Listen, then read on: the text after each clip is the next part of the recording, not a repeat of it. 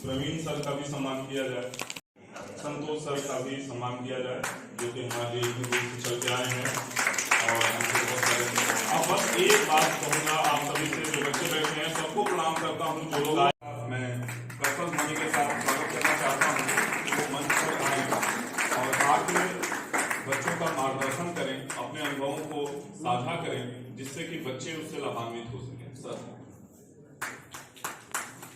आपको बता दूं, सर हमारे बड़े भाई भी हैं और हमारे हर प्रोग्राम में अपनी उपस्थिति न केवल देते हैं बल्कि बहुत मजबूती के साथ एक भाई के रूप में, जैसे मैंने कहा कि मैं पवन के लिए खड़ा रहता हूं, पवन की तरफ उठने वाला कोई शब्द मेरे से होके गुजरता है ऐसा मैं सोचता हूं, तो वैसे ही हमारे बड़े भाई संदीप सर हैं। सर प्लीज बच्चों को बहुत बहुत धन्यवाद। सबसे पहले मैं मंच पर मंचासीन मेरे सभी सम्मानित साथीगण, आदरणीय प्रोफेसर साहब, चौधरी साहब और ऑक्सफोर्ड ग्रुप के चेयरमैन ऑक्सफोर्ड ग्रुप के चेयरमैन राकेश जी, भाई तिवारी जी, अंजलि मैडम और विनय झा सर और बहुत सारे सम्मानित साथी यहाँ बैठे हुए हैं। सबसे पहले तो मैं ग्रुप क्लास का धन्यवाद देना चाहूँगा कि उन्होंने आज इतने शुभ अवसर पर ये कार्य किया। जैसा कि वो कह रहे थे कि हमें डर है कि ये कार्यक्रम सफल होगा या नहीं होगा, लेकिन आप यकीन मानिए मुझे दिल से बहुत खुशी थी कि आज के दिन और ऐसे सुनहरे अवसर पर हमें यहाँ इतने महान हस्तियों के बीच बैठने का मौका मिला, तो मैं इनका शुक्रगुजार करता हूँ कि इन्होंने मुझे यहाँ आमंत्रित किया। और बैठे बैठे मैं सबसे पहले बैठा हुआ था, अंत बिल्कुल लास्ट हो गया, तो मुझे लग रहा था कि पता नहीं जितने हस्ती बैठी हैं इनके बाद कुछ मेरे लायक कुछ बचेगा कि नहीं बचेगा। अभी जैसे सर कह रहे थे कि मनन करते रहते हैं, घर से जब चलते हैं, पचौरी साहब कह रहे थे कि मैं पूरे रास्ते मनन करता हूँ। ध्रुव सर ने बताया कि जब मैं कहीं जाता हूँ तो पूरे रास्ते सोचता रहता हूँ, तो मैं तो घर से चला तब भी सोच रहा था, बैठे बैठे सोचते सोचते खत्म भी हो गया।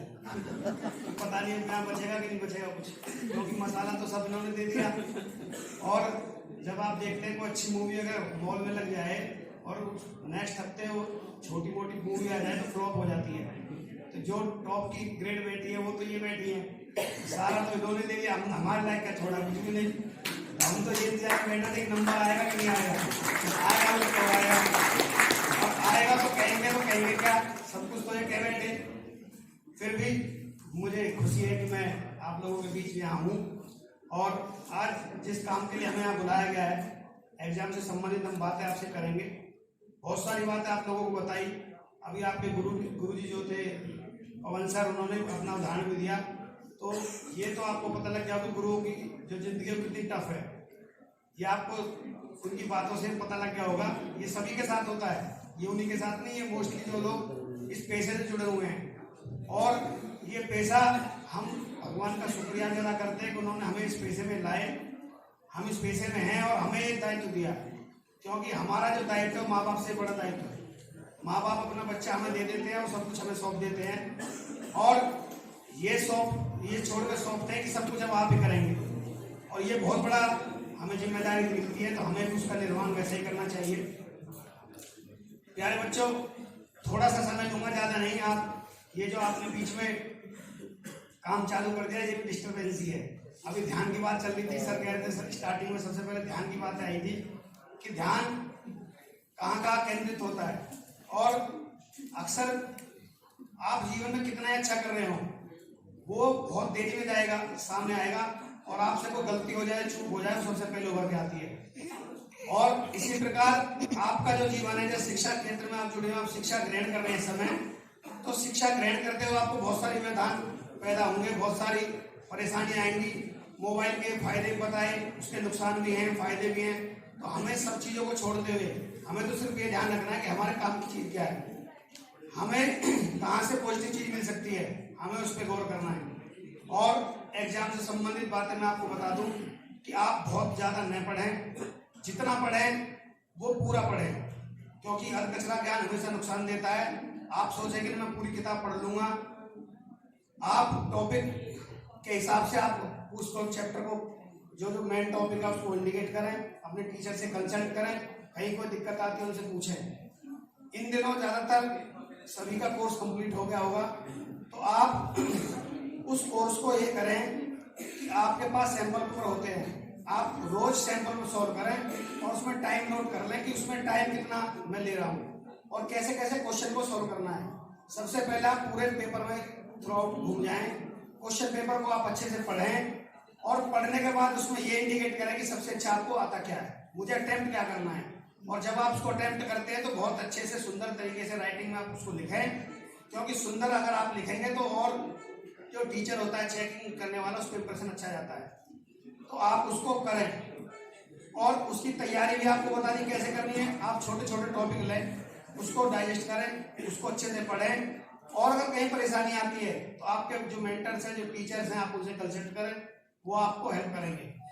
उसके बाद आप अपना एक टाइम टेबल सेट कर लें कि मुझे कितने समय पढ़ना है। ये जरूरी नहीं कि आप बहुत ज़्यादा पढ़ें, लेकिन जितने देर भी पढ़ें, अगर आपको घंटे भर पढ़ना है तो आप घंटे भर में पढ़ाई करें और कुछ ना करें। रजाई में सोना सबको अच्छा लगता है। अगर सब ये सोचे कि ना जी मुझे भी आनंद लेना है, मुझे घूमने भी जाना है और रजाई का आनंद भी लेना है, तो आनंद तभी आप ले सकते हैं जब आप कुछ करेंगे। ये नहीं कि आपको मुफ्त में कोई चीज़ मिल जाएगी, उसके लिए आपको संघर्ष करना पड़ेगा। एक बिटिया भी पूछ रही थी, सवाल किया था उसने कि जी हमारे पास बहुत सारे रास्ते हैं, उसको कैसे चुनें। अगर आपने अब तक भी टारगेट सेट नहीं किया तो फिर आप बेकार हैं, क्योंकि इस समय तक आपको एक टारगेट सेट कर लाना चाहिए था। और टारगेट सेट करने के बाद आप उसको ये नहीं कि आपने सेट कर लिया कि मुझे काम करना है और मेहनत न करें। सेट करने के बाद उससे कहीं ज्यादा आपको परिश्रम करना पड़ेगा। आपका एम होना चाहिए, आपको ये पता होना चाहिए कि मुझे करना क्या है। और पेरेंट्स से मेरी अपील है कि आप उन्हें फ्री छोड़ दें। आप ये बात देना करें कि नहीं मेरा बेटा तो डॉक्टर ही बनेगा या मेरा बेटा इंजीनियर बनेगा, ऐसा नहीं है। प्रोफेशन आप कोई भी देख लें, सभी अपने आप में मायने रखते हैं और उससे ज्यादा मायने रखता है कि आप उस फील्ड में कहाँ तक गए हैं। आप ये ठीक है आप टीचर बन गए, लेकिन आप टीचर किस ग्रेड के हैं ये मायने रखता है। आप कवि हैं तो किस ग्रेड के हैं, आप प्रोफेसर हैं तो किस ग्रेड के हैं। आप क्रीमी लेयर में जाना पसंद करें, नीचे तो आप देखिए नीचे बहुत खलगत है, आप उनको छोड़ दीजिए। आप अपना टारगेट सेट करो और ऊंचे पद पे जाने का प्रयास करो। ऊंचे पद से मतलब ये नहीं कि नहीं आपको आज मुझे तो चीफ इंजीनियर बनना है या किसी बहुत ऊंचे पद पे जाना है। मैं कहने का मतलब सिर्फ इतना है कि जिस चीज को भी आप लें आप उसमें अंत तक जाए जहां तक उसका अंत है।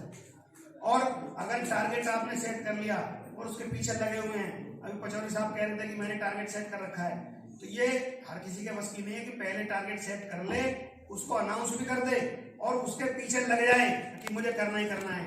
ये आप भी कर सकते हैं, ये ऐसा नहीं कि आप नहीं कर सकते। समय आपके पास बहुत है। कुछ कहते हैं कि अब समय कितना रहेगा, पूरी साल तो हमने पढ़ी, लेकिन ऐसा नहीं है। आपके पास बहुत समय है, आप चाहें तो अभी भी कुछ भी कर सकते हैं। ये समय आपका सबसे क्रूशियल है। अब से पहले आपने क्या किया वो भूल जाइए, अब आप आगे क्या करें उस पर फोकस करो, उस पर ध्यान दो। अभी से सेट कर लो कि मुझे आज से करना है। आज कहा गया है तो आज का मतलब आज, और अभी से लग जाए। अगर आप अभी से लग जाएंगे तो आप अपने जीवन में बहुत कुछ ऊपर पा लेंगे। एक चीज मैं और कहना चाहूंगा इसके साथ साथ, डिसिप्लिन बहुत जरूरी है। अगर आपके पास डिसिप्लिन नहीं है तो आप कुछ भी बन जाएं, किसी पद पे चला जाए बेकार है, क्योंकि बिना डिसिप्लिन के नाव उस तरह है जिसका कोई पथ नहीं है या रास्ता नहीं, उसे पता ही नहीं कहाँ जाना है। अभी जैसे आप बैठे थे, हम बहुत सारी बातें आपको बता रहे हैं, इन लोगों ने बताई, बहुत से बच्चों के दिमाग में होता है ये तो सब हमें आता है। ये जो बातें बताई जाए तो हमें पता है, ये सबको पता भी होता है, लेकिन हमारा कर्तव्य है बार बार बताना, उसको रिपीट करना। हम जितनी बार आपको बताएंगे हो सकता है 2-4 के दिमाग में घुस जाए, 2-4 और अगली बार ठीक हो जाए। तो हमारा तो काम है बार बार हम आपको बताएंगे। ये आपके ऊपर है कि आप उसे कितना जल्दी ग्रहण कर लें। ग्रहण तो करना पड़ेगा, नहीं तो फिर आप ये बताएं कि प्रूफ एंड प्रूफ दोनों तरीके हैं। हमें तो अथॉरिटी है कि हम वो काम भी कर सकते हैं, लेकिन ये अथॉरिटी भी हम ये देखें कि करते हैं तो निस्वार्थ करते हैं। हमें आपसे कोई स्वार्थ ये नहीं होता कि अगर कोई अच्छी जॉब पालेगा उसके बाद हमें कोई वो इनकम देगा या वो उसकी पेमेंट हमें मिलेगी। हमारा तो ध्येय इतना होता है कि हम किसी प्रोग्राम फंक्शन में जाएं और वहां नीचे बैठे और हमारा जो बड़ा बच्चा है वो मंच पे चीफ गेस्ट हो और वो खड़ा होकर कहे कि सर जो बैठे हैं मैं आज इन्हीं की बदौलत हूँ। हमारे नहीं कहते कि हम आपको बहुत अच्छा बना देंगे, लेकिन हम ये कहते हैं कि हम आपको इंसान जरूर बना देंगे और इंसान ही आपको बढ़ के रहना है। जितना झुक के चलोगे उतना ऊपर जाओगे। और इन्हीं बातों के साथ मैं अपनी वाणी को विराम दूंगा। आप सभी को एक बार पुनः बधाई। भगवान से प्रार्थना करता हूँ कि ये जो साल आपकी गई है इससे अच्छी ये साल आपकी आए और आप सभी खुशी खुशी जीवन जिए। एक छोटी सी चीज और रह गई, एग्जाम के दौरान बहुत सारी चीजें आप गौर करते हैं कि ये भी पढ़ लूँ, ये भी कर लूँ, वो कर लूँ, लेकिन हेल्थ पे कोई ध्यान नहीं देता। आपको हेल्थ का भी ध्यान रखना है। अगर एग्जाम के दौरान आप बीमार हो गए, आपको कोई परेशानी हो गई, आपको चोट लग गई, हाथ टूट गया, पैर टूट गया, ये बहुत सारी चीजें होती हैं। आप देखो बहुत से बच्चे होते हैं बहुत अच्छा आता है उनको, वो इतना अच्छा है कि वो टॉप कर सकते हैं, लेकिन एंड टाइम पर उसको कोई घटना घट गई और वो उसको जीवन भर परेशानी देती है। उसे वो 30 रहती है कि अगर मैं उस एग्जाम में बैठता तो आज मैं बहुत ऊपर चला जाता। तो प्यारे बच्चों, हेल्थ का विशेष ध्यान रखना है। आप अपने आप को बचाएं और जिस दौर के लिए आपको तैयार किया गया है उस दौर तक होते हुए जाएं। थैंक यू, धन्यवाद।